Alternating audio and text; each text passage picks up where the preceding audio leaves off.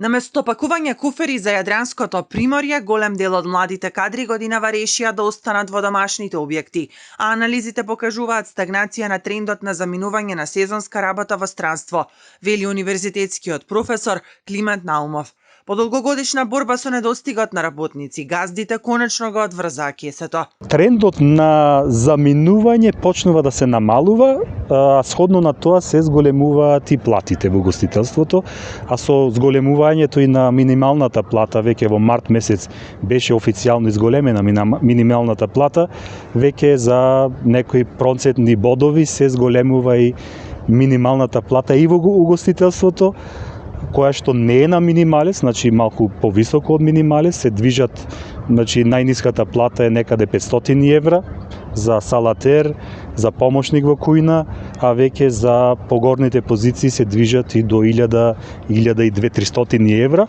Поради минатогодишното потврлање на хрватскиот туризам во делот на потрошувачката, македонските работници почнаа да ја преиспитуваат математиката за работа на Јадранот.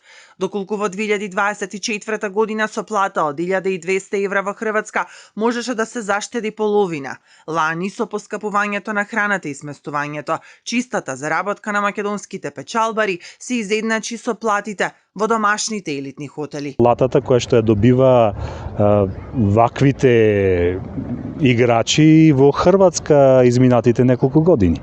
Со тоа што им беа покриени и трошоците за престој, исхрана и така натака, но сепак подобро е кога сте дома, кога сте свој на своето, во споредба кога веќе сте гости во некоја дестинација, секогаш можат да излезат некои проблеми, непредвидени, може да затаи сезоната, може да се случи да не ви бидат исплатени последната плата да не ја добиете, сепак сте гостин во таа држава, тука сте заштитени, значи државата ве штити и можете да ги издействувате своите права.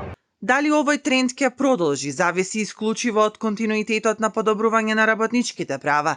За сега македонскиот туризам успева да го купи мирот со повисоки плати, но предизвикот за квалитетна услуга останува отворен.